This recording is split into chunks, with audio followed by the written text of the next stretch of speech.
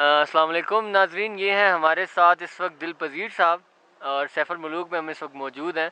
ये हमें सुनाने वाले हैं सैफ मुलूक की कहानी, जो कि यहाँ के रिवायती और यहाँ के जो लोकल लोग हैं उनमें बहुत मशहूर है।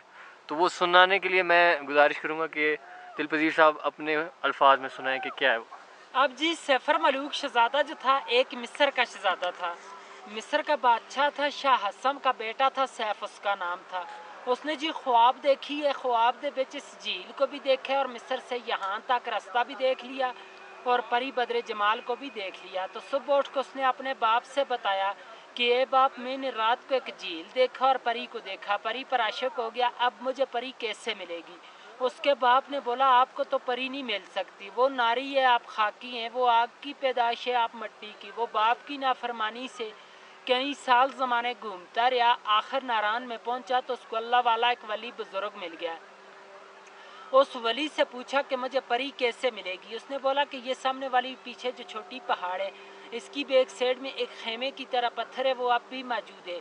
उसके साथ जाओ और 40 दिन का चिल्ला करो, अल्लाह की इबादत करो, 40वें दिन के बाद आपको परी का पता चलेगा।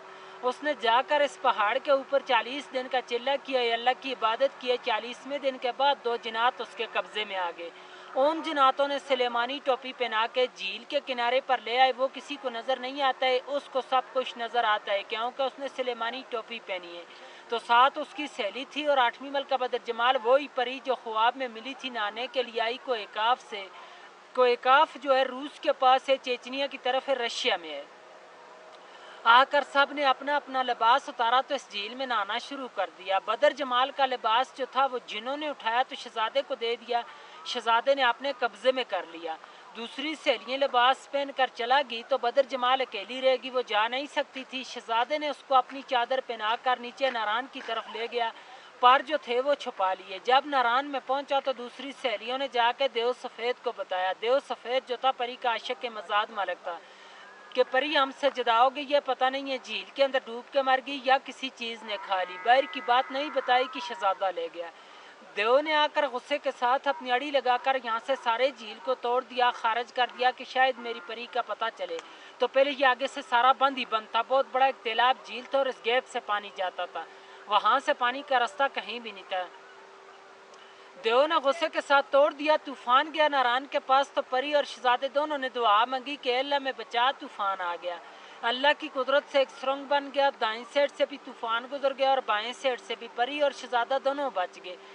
सुरंग अब भी मौजूद है नारायण में से फरमालूक होटल से 5 मिनट का रास्ता है, जाके देख सकते हैं। और देव ने खुदकशी के साथ यहाँ से एक और छलांग लगाई तो देव सही में लगा, देव का सांस चला गया परी के सदमे से। कहते हैं कि उसी गार से परी को लेकर शहजादा शहर मिस्र को चला गया।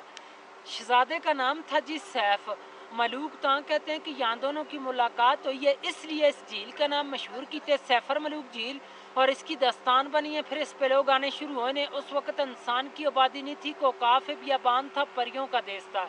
और आप इस वक्त 10,500 की बुलंदी पे बैठे हैं सतह समुंदर से। वो सामने ऊपर मलका पर्वत है, बर्फ वाली चोटी, इसकी 17,500 फुट हाइट है, 7,000 यहाँ से ऊपर है, लेकिन आज दिन तक इस पहाड़ी को किसी ने सर नहीं कर सका।